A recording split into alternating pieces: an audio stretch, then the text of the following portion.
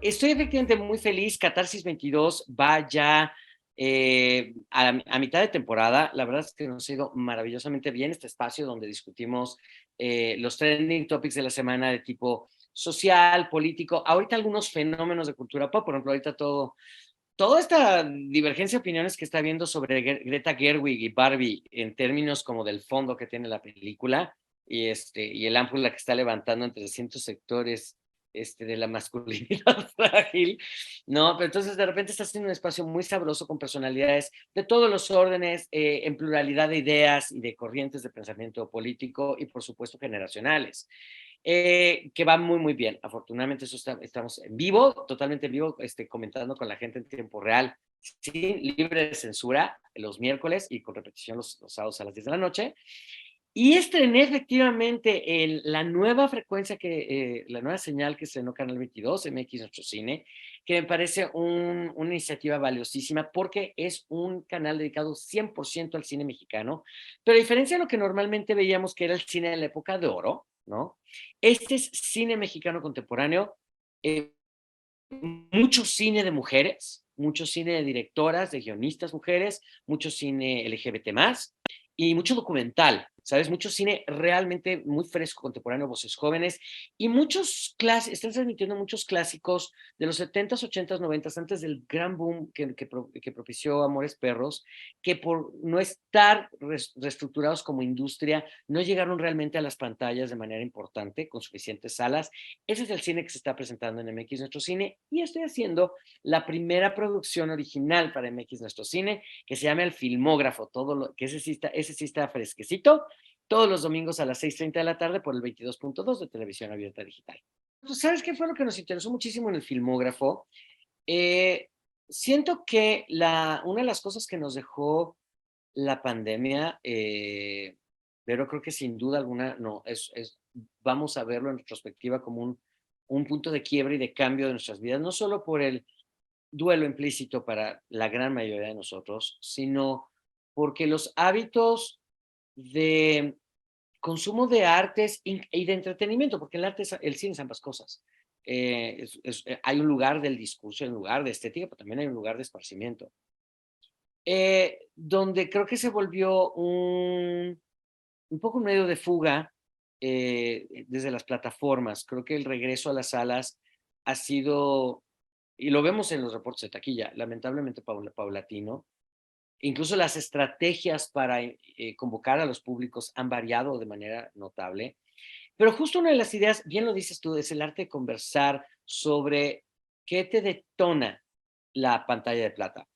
Y porque creo que justamente como vemos las películas, no sé si te pasa, ¿no? Cuando lo ves en una plataforma en casa, ya acabaste la película y entonces te vas a lavar el traste, y entonces, o sea, como el ver la película fue el desahogo y no esta cosa de, no esta idea de ir al cine de escoger la película, voy a quedar de verme con.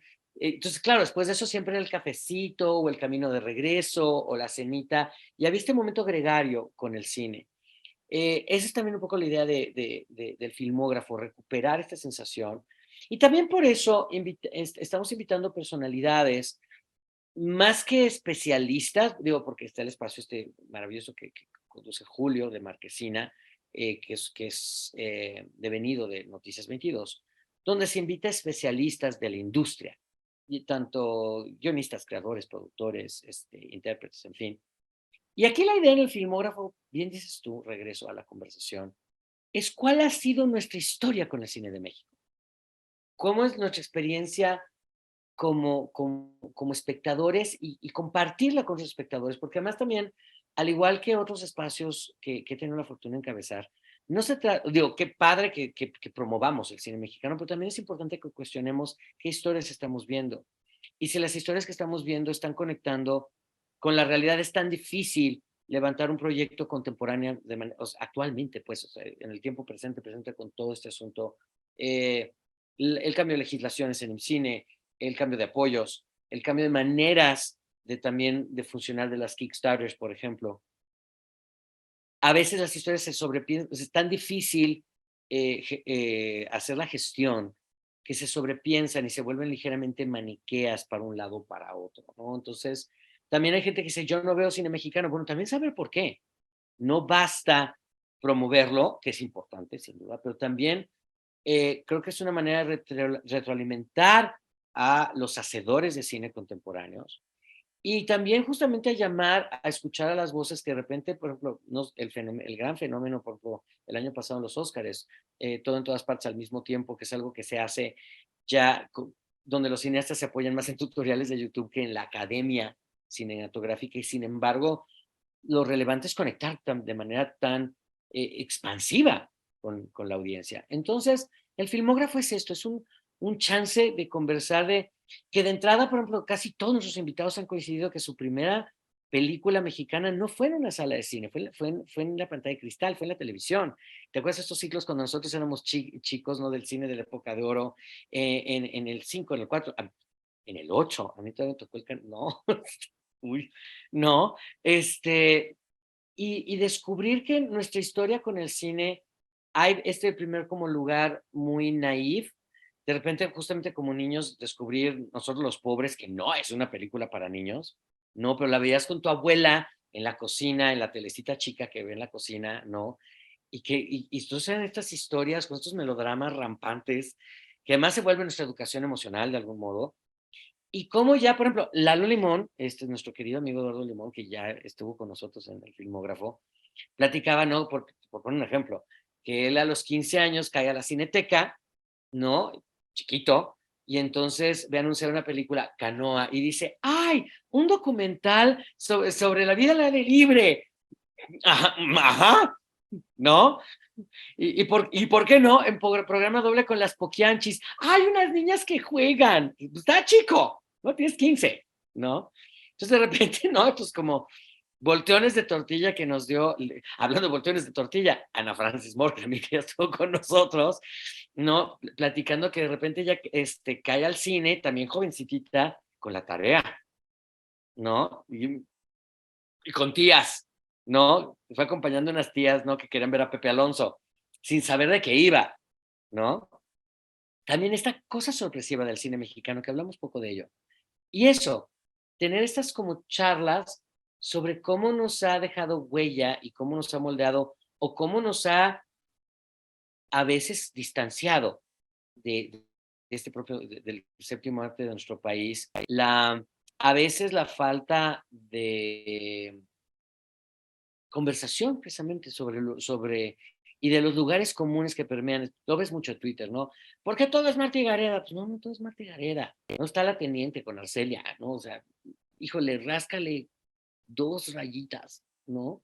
Y creo que es importante eso, pues, que recuperemos eh, el arte de que el cine se vuelva un lugar de revisarnos, ¿no? Y de revisar la sociedad de alguna manera y de revisar a nuestros creadores. Claro, como espectadores tenemos el derecho a la revisión de los creadores. De entrada, lo más reciente que hice fue un musical, ahora en diciembre, bueno, terminé en diciembre, me eché varios meses, de un musical de un autor mexicano, de Alex Villalobos, que se llama Mujeres con pantalones, interpretadas por un hombre con faldas, que fue una experiencia así que me voló la cabeza, fue en el Teatro Milán, nos fue muy, muy bien, bajo la dirección de Pablo Izquierdo, que era también justamente era una revisión con humor tanto de estas grandes mujeres, o sea, de la Güera Rodríguez, de Sor Juana, que además para mí tener la oportunidad de hacer a estas personajes, bueno, pues es una delicia y una bendición gigantesca, ¿no? Y revisar también el micromachismo cotidiano, ¿sabes? A partir de estos macromachismos que estas personajes vivieron, ¿no? Frida Kahlo, María Félix, vivieron en sus entornos. Que siempre ha sido, tú lo sabes, una de mis ocupaciones, ¿no? La preocupación por la identidad, por el género, por la erradicación de la violencia, ¿no? Y creo que la risa es un arma muy poderosa en ese sentido, ¿no? Y justo precisamente por eso, ahora el 1 de agosto, que fui invitado a Conejo Blanco, Conejo Rojo, esta obra de un autor iraní que está como revolucionando, creo que hasta nosotros mismos, a los actores, el cómo vemos la escena ahí en la teatrería. Em, yo soy, tú lo sabes, soy una gente muy estructurada. De repente, justamente como soy como charlador y charachero y hago cabaret, además, o sea, porque es muy distinto al trabajo en el teatro, lo que hago justo en el cine o en la tele. La gente pensaría que por el tono amable, ¿no? Hay como menos estructura, no, pero yo en ese sentido sí soy súper teutón, sí soy súper cuadradote, ¿no? A la gente les sorprende mucho cuando va a verme al cabaret y dice, oye, qué bien improvisas, y yo así les saco el texto y así de, no, está todo punto y coma, nomás está bien hecho para que no parezca que está actuado, ¿no? este, a mí la estructura me gusta porque siento que el teatro es el arte de la representación, el arte de la palabra es justo también de lo que hablaremos, el libro, ¿no? La literatura. Y Conejo Blanco lo que te propone es un poco que vivas tú en la experiencia de la audiencia de conocer el texto por primera vez simultáneamente con ellos, eh, donde desconozco por completo antes de llegar a la función, no sé de qué va, situación, personaje, temporalidad, nada, nada. Y además, sí, son como ya has visto en los Óscares, estos como hombres de negro con su portafolio agarrado con esposas, ¿no? A la mano, con los resultados de las categorías. Así son los de la producción de Conejo. No te dicen nada. Y hay como una cofradía de actores, porque ya hay, afortunadamente lleva varias temporadas. Yo voy a estar en espléndida compañía porque somos un actor o actriz diferente cada función. A mí me toca, el mes de agosto me toca con Maya Zapata, me toca con Dalila Polanco, me toca con Susi Moscatel.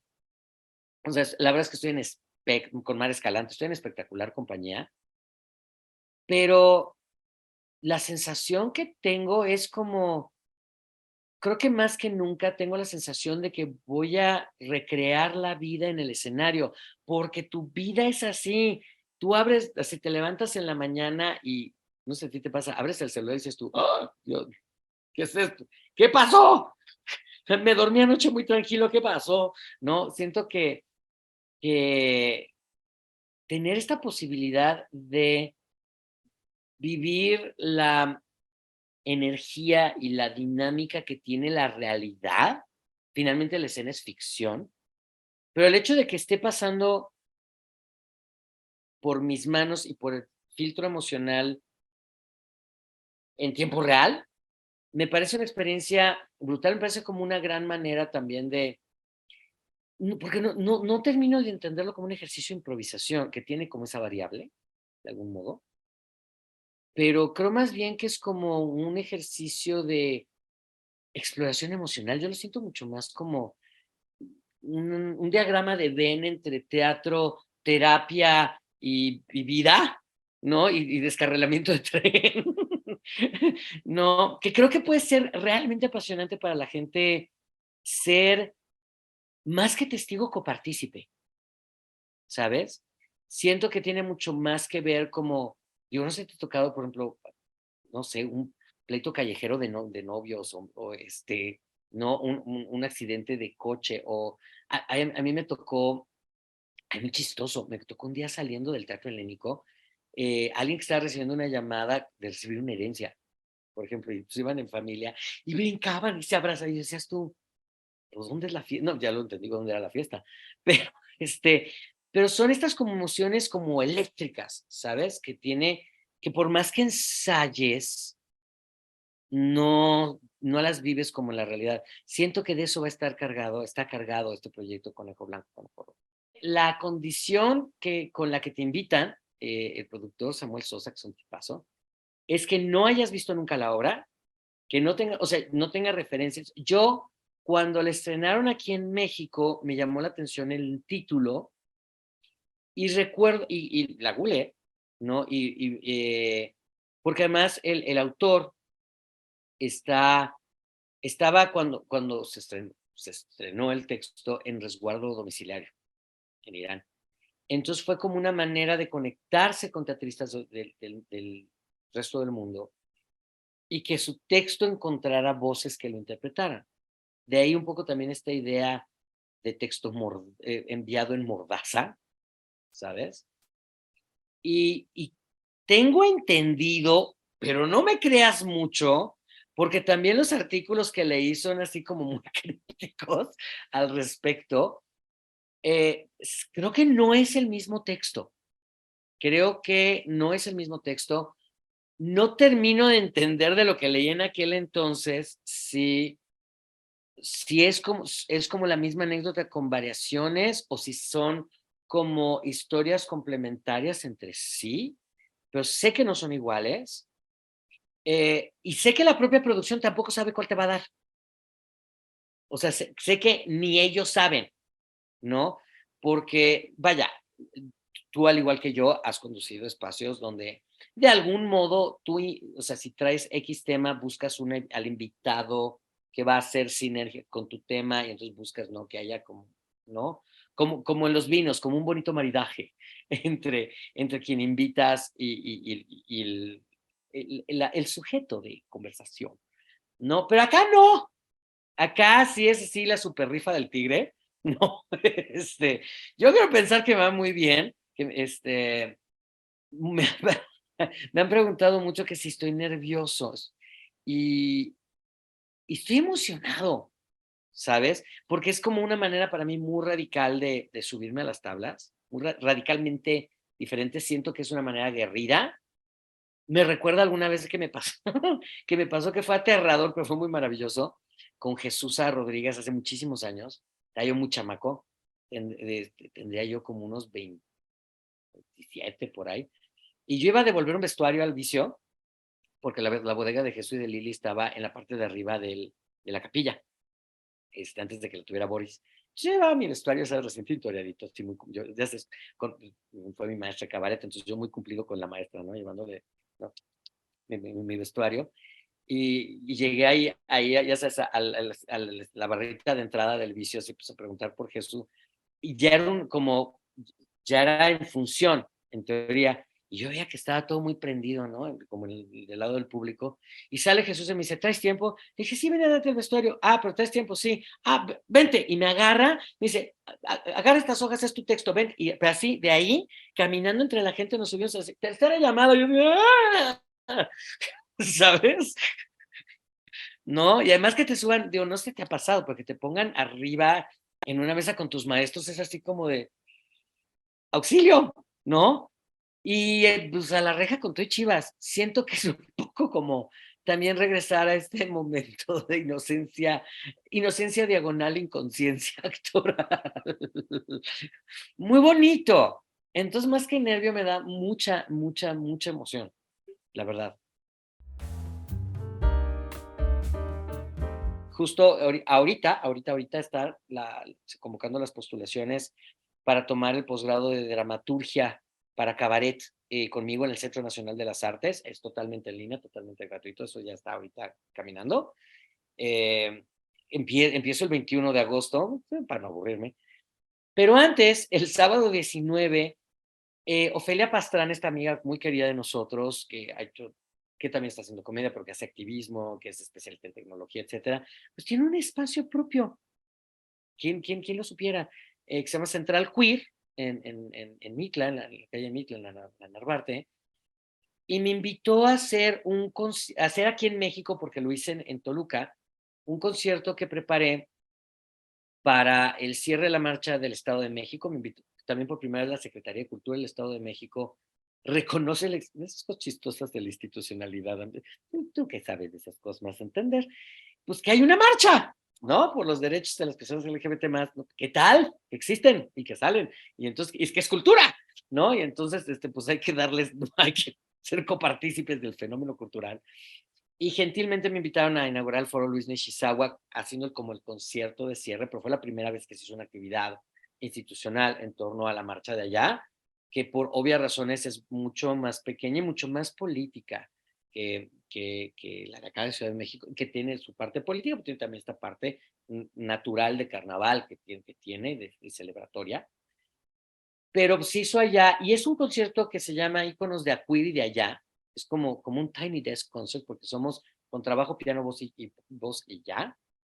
y revisamos toda la aportación de íconos queer, tanto porque pertenezcan a la propia comunidad como aliados o protectores, sobre todo durante la primera parte del siglo XX, de las personas LGBT, desde María Conesa, ¿no? Que protegió en sus compañías y en sus talleres de sastrería y en sus tramoyas a mucha gente LGBT. Tanto hasta Miley Cyrus, ¿no? Y su momento de facturar cual Shakira con Flowers, ¿no? Pasando por, obviamente por Elton John, esta canción I'm Still Standing que él compuso cuando conoce su estado serológico, por supuesto Freddie Mercury, también Another One Bites the Dust, cuando él empezó públicamente a mostrarse como era. Por supuesto, Judy Garland, Over the Rainbow, Rafaela Carrá, una canción del 74 que fue la primera mujer en Europa en decir abiertamente, fíjate, desde la República de Weimar, en decir abiertamente, ama a quien tú quieras, ¿no? En Hay que venir al sur. Entonces, literalmente va a ser así, es un viajezazo, y eso va a suceder el sábado 19, a las 8:30 de la noche en Central Queer. Siento que es importante que nutramos los espacios que están gestionando las propias personas de la comunidad LGBT y nutrirlos de audiencias amplias, no solo de audiencias target LGBT, ¿no? Donde nos sumemos todas las personas a darle vida a estos espacios y permanencia. Quiero recomendar es Renacida de Susan Sontag. Toda la gente piensa que tengo como estoy risi, que leo puros cómics, que también me encanta la novela gráfica. Pero fíjate que estos diarios tempranos de Susan Sontag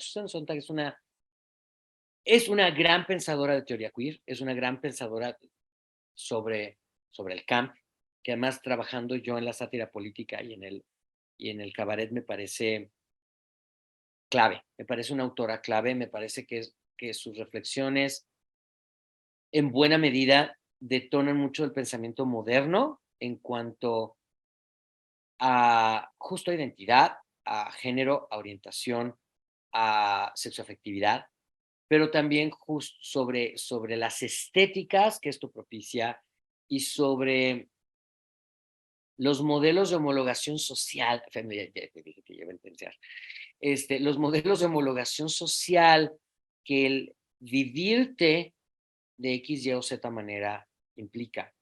Y una de las cosas también súper interesantes de esta compilación, que además la hace su hijo, que también eso me parece importante, donde él,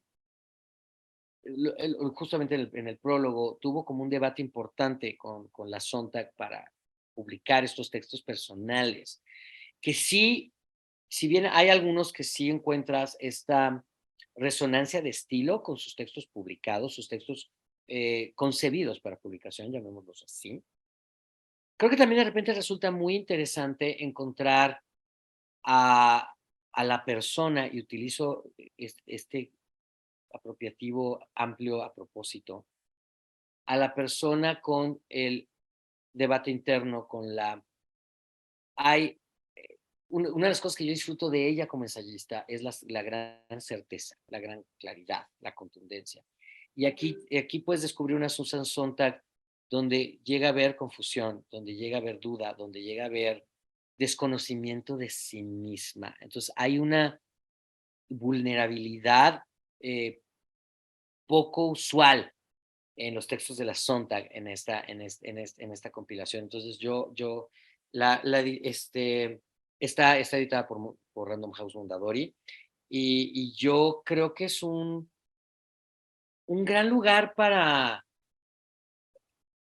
como que los teóricos, pues, es como Humberto Eco, como que son esas personas que cuesta verlas como personas y no como estos grandes maestros y como estos grandes eh, mapeadores, ¿no? De nosotros como sociedad y como tejido de conceptos y posturas y de políticas, ¿sabes? También en plural, ¿no? Y ver humanos de filias y fobias y frágiles y esto, ¿no? Difícilmente vemos el momento de duda, ¿no? Películas justamente ahora como esta reciente Oppenheimer, justamente un poco de eso van, pero lo ves en la ficción, ¿no? No lo ves en la propia pluma del autor. Entonces, me pareció valiosísimo. Luego está esta novelita muy coqueta, para que descansen de su santo Sontag, ¿no? Eh, que es puro humo, que además tiene en la portada una de mis figuras predilectas del cine clásico, de Cabrera Infante, y hace como, sobre todo ahora con lo políticamente correcto, ahora que ya regresaron los espacios para fumar en los espacios públicos, aquí en la Ciudad de México, de repente es justamente vernos a través del velo del humo, del fumar, de entender fumar más allá de la gran discusión que es importante y que no hay que quitar de la mesa sobre salud, no, sin duda alguna, pero también hay una carga social de usos y costumbres importantísima en el fumar y hay una carga estética, ¿no? Y de expresión de personalidad y de individualidad en el fumar. Y a mí de repente siento que hablar a través de un objeto ícono de la manera en que la gente, el ser humano se transforma como socialmente, es un poco como siempre mis ocupaciones. Yo creo que por eso ahorita converso de tendencias en Catarsis 22, ¿sabes? Porque de alguna manera las tendencias yo siempre he sentido que es, eh, ¿qué atrapa la imaginación del usuario? ¿A qué le das like? ¿A qué le das retweet? Me encantaría decir que siempre le damos like y retweet a lo importante, pero no es así. No, la tendencia tiene mucho más que ver con los imaginarios colectivos, para bien y para mal, ¿no? O sea, sí hay como un yin yang ahí como importante. Y aquí Cabrera Infante como que logra lo mismo fuera de justamente de la inmediatez de la red social, sino a partir de algo que tiene que ver también con una cuestión de apropiación cultural europea de las Américas, ¿no? Mucho de nuestro discurso, siempre también nosotros como latinoamericanos, es la apropiación forzada del catolicismo. Entonces, también de repente ver con una pizca de sarcasmo y buen humor esta apropiación inversa, creo que también resulta muy sabrosita en este libro.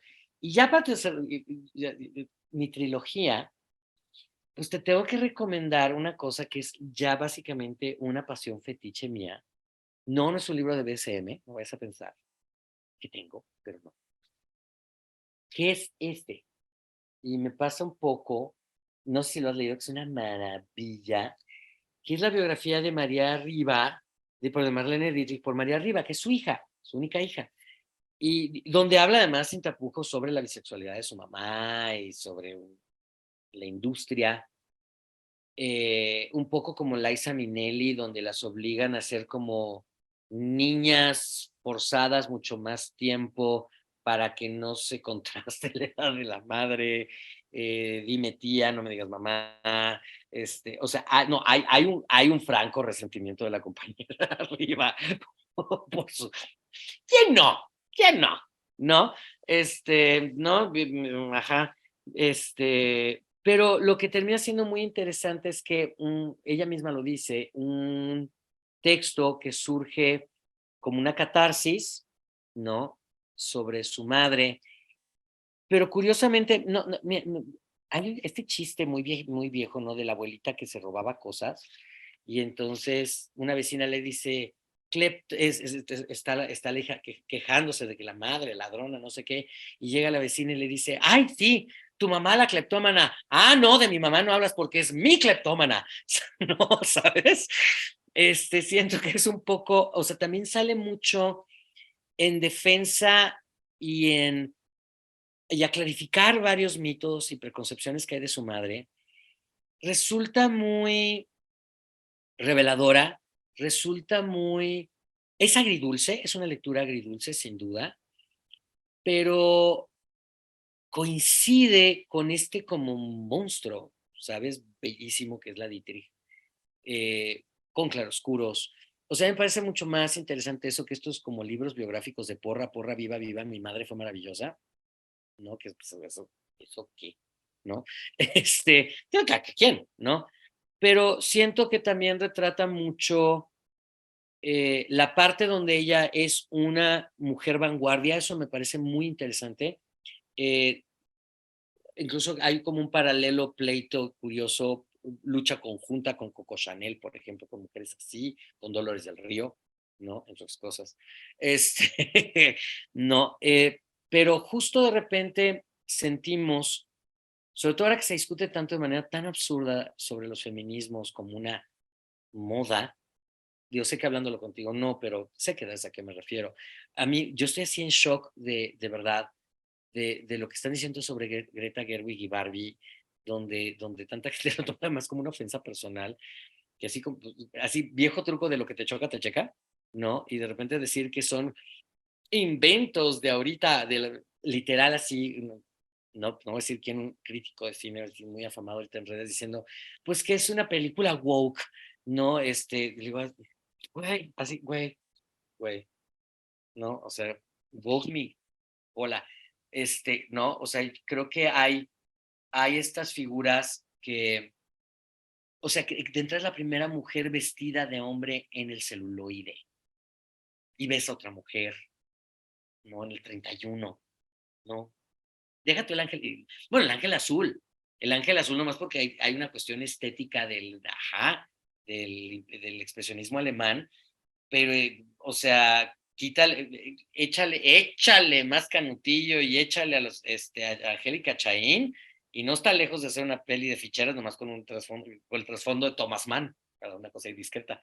Pero, ¿sabes? De repente siento que leer estas biografías nos hace entender cuánto tiempo llevamos caminando en estos zapatos del trayecto femenino, del trayecto de las feminidades, del trayecto donde cuántas veces los hombres les hemos metido, les hemos y les metemos el pie, incluso todavía. Creo que si alguien entró en un proceso de deconstrucción de sí misma, la segunda mitad de su vida, muy importante, fue Marlene Dietrich. O sea, quien sí se cuestionó el privilegio, eh, filias políticas, todo este asunto de que la acusaban de colaboracionista, etcétera. O sea, sí fue una gente que todavía hasta sus últimos días, eh, esta cosa, por ejemplo, que nos cuestionamos tanto ahora sobre el body positive, sobre la talla, sobre esta idea falsa de percepción de esta hipotética perfección femenina, bueno, ella se lo cuestionó construyendo una máscara muy dolorosa para conservarla. Y en este libro se habla de ese dolor, ¿sabes? También no es, o sea, la obsesión con la talla cero no empezó hace 5, 10, 15 años, ¿sabes? Y descubrir que es parte de la historia del celuloide te hace saber que hay que seguir trabajando y que hay que seguir luchando y que hay que seguir también gozando los frutos y gozando la lucha. Hay luchas donde hay mucha rabia necesaria, pero en la rabia hay goce. No sé si me explico. Eso también está muy en este libro. Entonces, a mí me voló la tapa de los sesos. Y sobre todo descubrir que esta figura con la que yo me enamoré supongo que nos pasa como a todos, ¿no? Desde un lugar como muy romántico, pues estás chico, estás joven. La, Literal, mis tías abuelas la fueron a ver a los cabarets en Viena, ¿no? Entonces de repente, pues, claro, lo que ellas contaban, ¿no? De repente decir, esta vieja hija porque también había eso, ¿no? Bien, no, eso, o sea, estas mujeres con pantalones, ¿no? ¿Por qué me invitan a hacer esas obras, te fijas?